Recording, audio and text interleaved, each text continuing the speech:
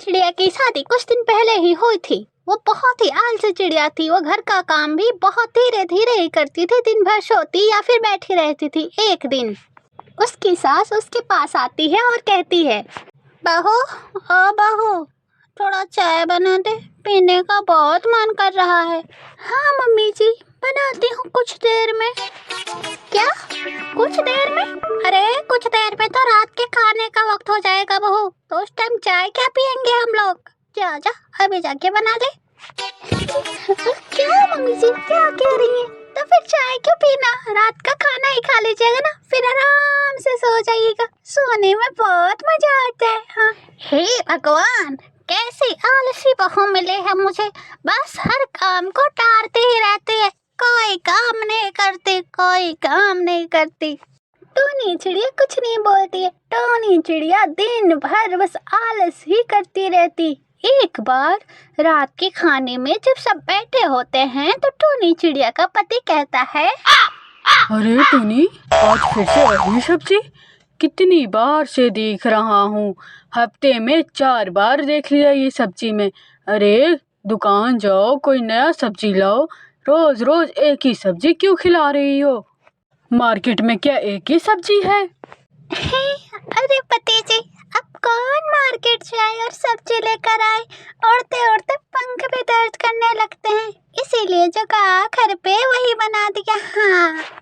अरे बहू, टोकरी में देखती तब तो पता चलता, लेकिन तुम्हारे आलसपन की वजह से टोकरी में नजर जाए ना, टोकरी में हर सब्जी रखी हुई है, बस तुम आलस करती हो इसलिए तुम देख नहीं पाई। हाँ। फिर टोनी चिड़िया के पति कमरे में आके पूछता है, टोनी, मैंने तुमसे बोला था पेड़ से अमरूद लाना, तुम अमरूद लेकर आई क्या?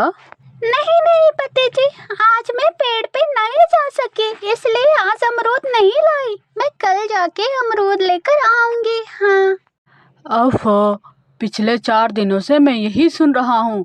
मेरे सारे ऑफिस के दोस्त रोज मुझसे अमरूद मांगते हैं।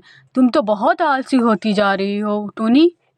ओहो पति जी, आपको अपने दोस्तों को अमरूद खिलानी है तो खुद ही जाकर तोड़ लाइए ना।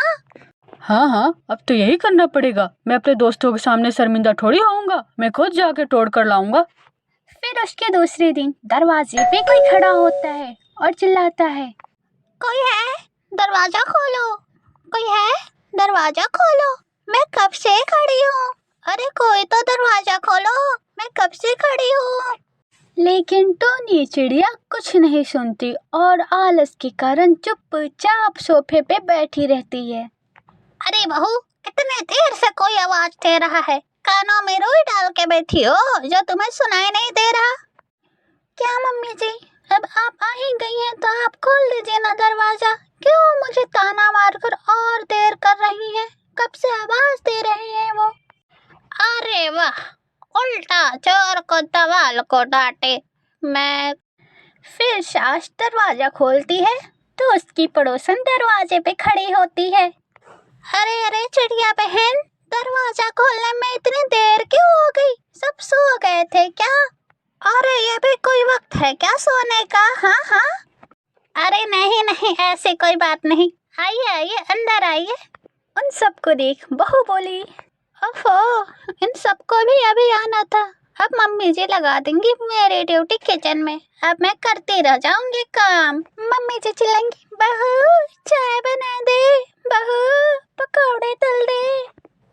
टोनी चिड़िया इतना सोच ही रही थी तभी उसकी सास आती है।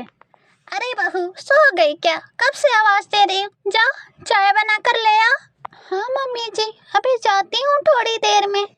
फिर सास टोनी चिड़िया को आंख दिखाती है तो टोनी चिड़िया कहती है, क्या मम्मी जी, बस थोड़ी देर ही तो कह रही हूँ, कोई बात नहीं, अभी मैं जा रही हूँ, चटपट चाय बना के लेकर आती हूँ। फिर टोनी चिड़िया कुछ देर में चाय और पकौड़े लेकर आती है। चाय जैसे ही वो लोग पीते हैं तो अरे रे टोनी, ये कैसे चाय बनाई है? इसमें तो चीनी की जगह नमक लग रहा है मुझे तो। हाँ, और ये पकौड़े, इसमें इतनी मिर्च है, मेरी तो हालत ही खराब हो गई है खाकर। अरे चिड़िया बहन, आपकी खतरदारी में तो पहले कोई कमी नहीं रहती थी, लेकिन जब से ये आपकी बहू आई है ना, तब से तो मामला गड़बड़ाता गया है, कभी नमक कभी मिर्च कभी कुछ होता ही रहता है। अच्छा जी, चलते हैं अब। नमक वाली चाय पिलाने के लिए बहुत बहुत शुक्रिया। ये आपकी आलसी बहू तो किसी काम की नहीं है। फिर सब वहाँ से चले जाते हैं तो सास कहती है बहू से, तूने तो मेरी नाक ही कटा दी बहू। जाने क्या सोच रहे होंगे मेरे बारे में वे लोग। मम्मी जी, मैंने तो शक्कर ही डाली थी, पर पता नहीं नमक कैसे बन गई शक्कर। अरे अरे, ये तो खुद गलती मान ही नहीं रही। अरे बहू रानी, शक्कर नमक नहीं बना, ये जो तुम्हारी आलसपन है ना, ये सब उसी का नतीजा है। मम्मी जी, माफी चाहती हूँ। अब मैं ये आलसपन छोड़ के ना सारा काम अच्छे से मन लगा कर करूँगी। आपको शिकायत का एक भी मौका नहीं दूंगी। हाँ।